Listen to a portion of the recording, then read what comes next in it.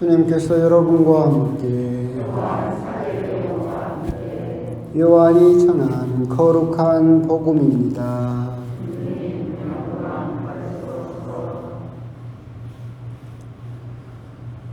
유다인들의 축제 때가 되어 예수님께서 예루살렘에 올라가셨다. 예루살렘의 양문 곁에는 히브리 말로 베짜다라고 불리는 못이 있었다. 그 못에는 주랑이 5채 달렸는데 그 안에는 눈머니, 다리 저느니, 팔다리가 말라 비틀어지니 같은 병자들이 많이 누워 있었다. 거기에는 38회나 앓는 사람도 있었다. 예수님께서 그가 누워있는 것을 보시고 또 이미 오래 그렇게 지낸다는 것을 아시고는 건강해지고 싶으냐 하고 그에게 물으셨다. 그 병자가 예수님께 대답하였다. 선생님, 물이 출렁거릴 때 저를 못속에 넣어줄 사람이 없습니다. 그래서 제가 가는 동안에 다른 이가 저보다 먼저 내려갑니다. 예수님께서 그에게 말씀하셨다. 일어나 내 들 것을 들고 걸어가거라. 그러자 그 사람은 곧 건강하게 되어 자기 들 것을 들고 걸어갔다. 그날은 안식일이었다. 그래서 유다인들이 병이 나은 그 사람에게 오늘은 안식일이요 들 것을 들고 다니는 것은 합당하지 않소 하고 말하였다. 그가 나를 건강하게 해주신 그분께서 나에게 내 들 것을 들고 걸어가라 하셨습니다 하고 대답하자 그들이 물었다. 당신에게 그것을 들고 걸어가라 한 사람이 누구요? 그러나 병이 나은 이는 그분이 누구이신지 알지 못하였다.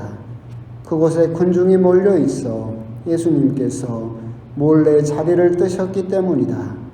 그 뒤에 예수님께서 그 사람을 성전에서 만나시자 그에게 이르셨다. 자, 너는 건강하게 되었다.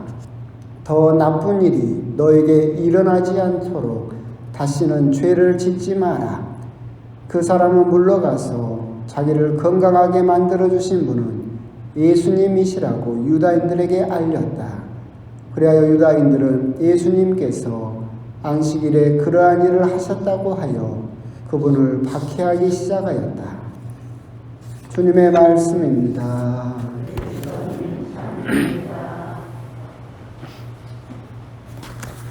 처음에 예수님이 봄이 완연한데 또 몽골에서 황사가 최악의 황사가 휩쓸고 이제 우리나라로 또 다가온다고 합니다. 그래서 마스크 잘 하시고 내일이나 또 모레는 또 어디 꽃놀이나 꽃구경 가지 마시고 황사가 자욱하다고 하니까 또 조심하시고 그러시길 바라겠습니다. 하여튼 요즘은 저쪽에서 중국 쪽에서 넘어오는 것 치고 좋은 것이 없어가지고 좀 좋은 거나 좀 주지 그런 거나 주고 그래요. 하여튼 또 각별히 기관지라든가 또 이렇게 또 조심하시길 바라겠습니다. 오늘 복음은 이제 베짜다에서 예수님께서 사람을 치유하신 말씀이죠.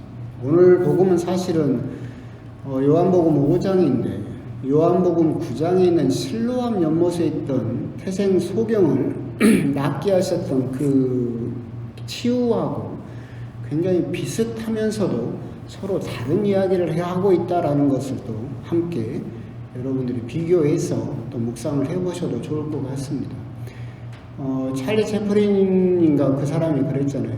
인생이라고 하는 것은 멀리서 보면 희극, 근데 가까이서 보면 비극이라고 했는데, 근데 멀리서 보면 다른 집들은 막 하하호호 재밌게 살고 있고 근심 걱정도 없는 것처럼 보이지만 막상 그 사람을 자세히 들여다보면 또 비극, 또 슬픈 일이라든가 고민이라든가 아픔을 가지고 살고 있다라는 것을 이야기를 한 적이 있는데 오늘 복음도 그렇습니다.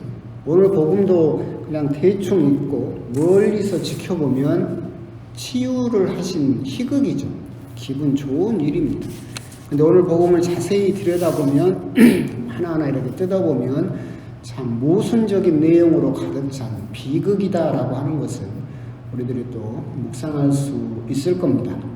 베짜다라고 하는 연못이 있었고, 베짜다라고 하는 것은 그냥 뜻은 올리브의 집, 뭐 그런 뜻입니다. 이름이 뜻이 중요한 건 아니고, 물론 다른 판본에는 이것이 베데스타라고 돼 있어서 개신교에서는 베데스타라는 말을 뭐 쓰고는 있지만 그건 판본의 차이일 뿐이고, 하여튼 그런 연못이 있었었고, 이 연못은 이제 이스라엘 사람들이 믿고 있던 그런 전통적인 믿음에는 뭐가 있었냐면, 천사가 우리가 알지 못하는 시기에 내려와서 바람이 불지도 않는데 천사가 와서 그 물을 이렇게 휘젓고 가면 그 속에 처음으로 들어가는 사람은 치유를 받는다라는 그런 믿음을 가지고 있었어요. 그래서 언제일지 모르지만 환자들이 그 주변에서 물이 갑자기 휘돌고 움직이면 먼저 들어가려고 회랑만도 5채를 설치를 하고 그 주변에 환자들이 이렇게 모여 있었던 그런 상황이죠. 이 베짜다 연못의 그 상황을 곰곰이 묵상을 해보면 첫 번째 재미있는 부분이, 모순적인 부분이 여기서 드러나요. 이 베짜다 연못은 굉장히 치유의 장소이고 하나님의 은총을 체험할 수 있는 장소인 것처럼 보여요. 근데 거기를 자세히 들여다보면 굉장히 모순적인 장소라는 걸 알 수 있어요. 이렇게 연못이 있고 언제일지 모르지만 물이 휘졌으면 그걸 보고 사람들이 먼저 들어간 1등만이 치유받을 수 있는 장소예요. 그래서 여러분들 생각을 했을 때 물이 이렇게 휘졌을 때 덜 아픈 사람이 먼저 들어갈 수 있겠어요? 중풍병자 같은 중증 환자가 먼저 들어갈 수 있겠어요? 덜 아픈 사람, 차라리 감기 환자가 먼저 들어가겠지, 중풍병자는 먼저 들어갈 수 없어요. 불평등이 거기에 또 존재하는 그런 사회였었죠. 그래서 생각을 해보면 그 상황에 처하게 되고 물만 쳐다보고 있는 상황에서 옆에 있는 사람은 내 이웃이에요? 경쟁자예요? 경쟁자예요. 오직 1등만 치유받을 수 있어요. 그러니까 저 사람보다는 내가 먼저 들어가야 돼요. 그래서 옆에 있는 사람들은 모두 내 경쟁자일 뿐이에요. 이런 모순적인 상황이고, 이 상황은 딱 생각을 해보면 지금 우리들의 모습과 똑같죠. 자본주의라는 이 신자유주의라는 이 세상에서 우리 역시도 똑같은 모습으로 살고 있어요. 오직 1등만이 기억되는 그 사회를 살고 있고, 1등이 되기 위해서 결국 어떻게 돼요? 끝없는 경쟁 사회를 살고 있죠. 옆에 사람이 이웃이 아니에요. 옆집에 사는 고등학생은 내 집 아들하고 경쟁자일 뿐이에요. 친하게 지낼 필요도 없어요. 오직 끝없는 경쟁 사회를 살고 있고, 베짜다 연못처럼 또한 끝없는 불평등의 사회죠. 아까 말한 것처럼, 말씀드렸던 것처럼 베짜다 연못에서 물이 휘젓는다 하더라도 가장 가벼운 사람이 먼저 들어가겠죠. 더 치료가 필요한 중증인 사람은 못 들어가는 거예요. 불평등. 지금 현재 우리들의 금수저와 흑수저하고 비슷한 거예요. 그러잖아요. 1등 사회에서 금수저들이 먼저 또 1등이 되죠. 흑수저들은 뒤에 쳐져서 1등이 될 수 없는 사회. 베짜다 연못에서 마치 치유의 장소이고 은총을 받는 장소인 것처럼, 자본주의도 그렇죠. 신자유주의도 노력하면 누구든지 출세할 수 있고 노력하면 누구든지 성공할 수 있다라고 장밋빛 미래를 약속하는 것처럼 보여요. 하지만 거기에는 오직 1등만이 존재할 수 있으며 끝없는 경쟁을 해야 되고 태생적으로 흑수저와 금수저라는 불평등을 안고 살 수밖에 없는 사회, 지금과 똑같은 상황이 이 베짜다 연못에서 그렇게 벌어지고 있는 상황, 이것이 오늘 멀리서 보면 참 베짜다 연못이 치유의 장소이고 은총의 장소인 것처럼 희극인 것처럼 보이지만 자세히 그 안을 들여다보면 철저한 비극의 사회다라고 하는 것을 알 수 있겠죠. 두 번째 재미있는 점은 오늘 나오는 이 환자예요. 이 환자는 38년 동안이나 앓아 누웠고 자기 스스로 걸을 수 없었던 중병 환자라는 것이 드러나죠. 성경에서 38년이나 앓아 누웠던 사람은 이 사람밖에 없어요. 성경에서 제일 오래 아팠던 사람이에요. 근데 오늘 복음을 보고 있으면 이 사람은 자기의 고통을 아무런 의미 없이 보낸 사람이에요. 38년 동안이나 아팠으면서도 내가 이 고통에 대한 의미를 한 번도 생각해 보지 않은 사람이 왜 그러느냐라고 한다면 뒷부분에 보면 나옵니다. 예수님께서 건강해지고 싶으냐라고 하시면서 그 사람에게 뭐라고 당부를 하시냐면 치유하시면 더 나쁜 일이 너에게 일어나지 않도록 다시는 죄를 짓지 마라 라고 이야기를 하십니다. 아까 9장에 실로암이 나온다고 그랬잖아요. 실로암 연못의 태생 소경을 예수님께서 낫게 하실 때 제자들이 물어보죠. 낳을 때부터 장님이었던 저 사람은 부모가 잘못해서 태생 소경입니까? 지가 잘못해서 태생 소경입니까? 누구 탓입니까? 라고. 왜 저 사람은 누가 죄를 지어서 그러잖아요. 낳을 때부터 소경으로 태어났는데 그 사람이 뭔 죄를 지었겠어요? 누구 탓입니까? 라고 물었을 때 예수님의 대답은 그 누구의 탓도 아니다. 그 사람을 통해서 하느님의 영광을 드러내기 위해서다라고 대답을 하셨어요. 그래서 그 사람의 병이 그 사람 탓이 아니다라고 하셨는데 지금 요한복음 5장에 나오는 38년 동안 앓아 누워 있었던 사람은 그 사람이 아팠던 것은 누구 탓이에요? 그 사람 탓이에요. 왜? 내가 너를 깨끗하게 해줬는데 더 나쁜 일이 너에게 일어나지 않도록 다시는 죄를 짓지 마라. 그 말은 무슨 말이에요? 네가 옛날에 죄를 지었다는 뜻이잖아요. 또다시 죄를 짓지 마라는 뜻이잖아요. 이 사람은 그러니까 아팠던 이유가 자기 자신의 원인으로 인해서 기인해서 38년 동안 아팠던 사람이었는데 다행스럽게 예수님께서 배짜 따로 오셔서 오직 1등만이 기억되는 그 사회에서 꼴등을 골라서 치유를 해주셨어요. 당부를 하셨는데 이 사람은 물러가서 그러니까 그 전에 이렇게 자기 들 것을 들고 다니니까 이스라엘 사람들이 안식일에 그거 들고 다니면 안 된다. 아니 나를 치유하신 분이 들고 가도 된다겠는데요. 그럼 그 사람이 누구냐? 몰랐다.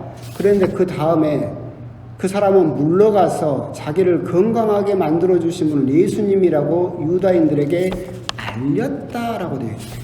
이 알렸다의 동사가 정확하게 어디서 또 쓰이느냐면 배반자 유다한테 쓰여요.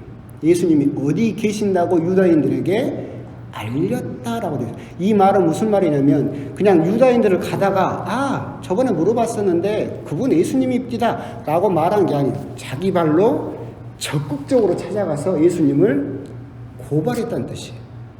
이 사람은 38년 동안이나 앓아 누워 있었으면서도 자기 고통의 의미도 몰랐고 그냥 그렇게 살다가 꼴뚱이었던 이 사람을 예수님께서 치유해 주셨음에도 불구하고 자기가 몸이 건강해지자 다시 주류 사회로 편입되고 싶었던 거죠. 얼른 저 유다인들처럼 더 높은 자리로 가고 싶었어요. 그래서 자기를 치유해 준 사람이 예수님이라고 가서 적극적으로 고발했죠. 예수님이 뭐라고 하셨어요?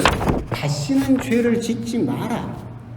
그런데 이 사람은 그 말씀을 듣고도 금방 가서 다시 또 죄를 지어버리는 그 모습을 보이죠. 굉장히 모순적인 상황이죠. 장소도 모순적이었는데 치유를 받은 이 사람도 굉장히 모순적인 모습을 보여주고 있어요. 그 뒤에 어떻게 됐는지 모르겠어요. 예수님이 박해를 받기 시작했지만 이 사람이 죄를 지어서 아팠고 예수님은 그 사람을 용서해서 치유해 주셨는데 다시 죄를 짓지 마라 했음에도 불구하고 예수님을 고발하는 또 다른 죄를 지었고 이 사람이 어떻게 되는지는 모르겠지만 참 그런 부분을 봤을 때 우리 역시도 이 사람을 욕할 건 있겠지만 우리의 모습도 조금 반성을 해볼 필요가 있겠죠. 배짜다라고 하는 것이 굉장히 사람도 그렇고 모순적인 모습을 보일 때 세상에서는 그런 이야기를 해요. 나이를 먹는다는 거. 나이를 먹었다고 해서 누구나 다 어른이 되는 것은 아니다. 나이를 많이 먹었다라고 하는 것은 저절로 성숙된다라는 것을 뜻하지는 않는다. 나이를 많이 먹었다는 것은 성숙해질 수 있는 기회를 그만큼 많이 가졌었다라는 것이다. 근데 그 성숙해질 수 있는 기회를 많이 가졌음에도 불구하고 성숙해지지 않았으면 나이를 많이 먹었다고 해서 저절로 존경받는 어른이 되는 것은 아니다. 그죠? 신앙이도 똑같아요. 물론 신앙생활을 30년, 40년 하신 분들은 존경받아 마땅하죠. 그런데 중요한 것은 뭐냐면 신앙생활을 그렇게 오래 했다고 해서 저절로 성숙되어지는 것은 아니다. 그 부분을 우리가 고민을 해볼 필요가 있어요. 옛날에도 자꾸 말씀드렸었지만 신앙이라고 하는 것은 된장, 고추장이 아니에요. 된장은 담가놓고 가만 놔두면 어떻게 돼요? 이거요. 스스로 맛이 들죠. 우리도 신앙생활을 하면서 그렇게 생각하는 분들이 많네요. 자기가 신앙생활을 하는데 뭘 모르고 그냥 노력도 안 하고 하지만 시간이 지나면 저절로 신앙이 자라고 성숙해질 거라고 생각을 해요. 아까 말씀드린 것처럼 나이 들었다라고 하는 것은 저절로 성숙되어 간다는 의미가 아니고 성숙할 수 있는 기회를 그만큼 많이 가졌었다는 의미다. 그 기회에서 너희가 성숙할 수 있었느냐를 세상에 물어보는 것처럼 신앙도 똑같아요. 내가 신앙생활을 그 오랫동안 했다라고 하는 것은 저절로 내 신앙이 자라고 성숙되어 간다는 의미는 아니다. 그만큼 성숙되어질 수 있는 기회를 하느님으로부터 많이 받았었다라는 것을 의미할 뿐인데 그 기회를 많이 받았음에도 불구하고 내가 그 기회를 살리지 못하고 내가 버려버렸다라고 한다면 나는 신앙인으로서 맨날 그냥 제자리일 뿐이다. 신앙이라고 하는 것은 된장고추장처럼 가만 놔둔다라고 해서 저절로 익어가고 저절로 성숙되어가는 것은 아니다. 여러분도 다 아시는 것처럼 신앙은 결국 그럼 어떻게 해야 되느냐라고 물어보면 여러분들이 자식 키우는 거하고 똑같아요. 여러분 자녀 키울 때 내가 힘들게 낳았으니까 너 혼자 잘 커라. 알아서 이제 네가 밥 챙겨 먹고 네가 알아서 학교 가고 네 알아서 해. 그렇게 키우는 자녀 있어요? 그렇게 키웠어요? 안 키웠죠. 아주 그냥 지금도 징글징글 하잖아요. 귀에서 피가 날도록 막 잔소리를 지금도 하잖아요. 자녀들에게 시간을 들이고 공을 들이고 정성을 들여서 끊임없이 그 자녀를 돌보죠. 그러니까 그 자녀가 어떻게 돼요? 그렇게 잘할 수 있는 거예요. 신앙도 자녀를 키우는 것과 똑같아요. 신앙은 가만히 놔둔다고 해서 저절로 자라는 것이 아니고 자녀를 돌보는 것처럼 끊임없이 관심을 가지고 시간을 들이고 정성을 들여야 성숙되어 간다. 성장할 수 있다. 오늘 복음에 나오는 베짜다 연못에 기다리던 38년 동안이나 알아 누워 있었음에도 불구하고 자기 고통의 의미를 한 번도 생각해 보지 않았던 그 환자, 그리고 낫자마자 또다시 뽀로로 유다인들을 찾아가서 일러 바침으로써 또다시 죄를 짓는, 그러면 38년 동안이라는 그 고통이 아무 의미가 없었던 거죠. 그 사람을 보면서 우리 역시도 신앙생활이라고 하는 것이 수십 년 지난다고 해서 저절로 우리들이 하느님 나라에 가까워지는 것은 아니다. 그 안에서 내가 내 신앙에 대해서 관심을 가지고 책임을 가지고 시간을 들이고 정성을 들여야, 마치 자녀를 키우는 것처럼 공을 들여야 내 신앙은 성장하게 될 것이고 하느님 나라에 가까워질 수 있다라고 하는 점, 그런 점에 대해서 우리들은 또 한번 곰곰이 또 생각을 해볼 필요가 있는 그런 내용의 복음입니다. 오늘 복음을 곰곰이 묵상을 한번 해보시면서 어떻게 보면 참 재밌는 내용이에요. 겉으로 보기에는 어떤 38년 동안이나 그 긴 시간 동안 고통받았던 사람을 예수님께서 낫게 해주셨고, 그것도 안식일이었기 때문에 예수님께서 박해를 받으셨다라고 그렇게 끝나버릴 수도 있는 내용이겠지만, 여러분들이 오늘 복음을 곰곰이 들여다보고 있으면 지금 현재의 모습이 고스란히 여기에서 일어나고 있다. 베짜다에서 일어났던 일이 지금 우리의 일이며, 그 환자에게 일어났던 일이 내 영적인 상태에서 고스란히 또한 일어나고 있는 일이다라고 하는 점에서 오늘 복음은 참 어떻게 보면 흥미진진하게 묵상할 수 있는 내용이지 않을까 하는, 그래서 오늘 복음을 다시 한번 묵상해 보시면서 한번 좀 다시 천천히 한번 읽어 보셨으면 좋겠습니다. 아멘.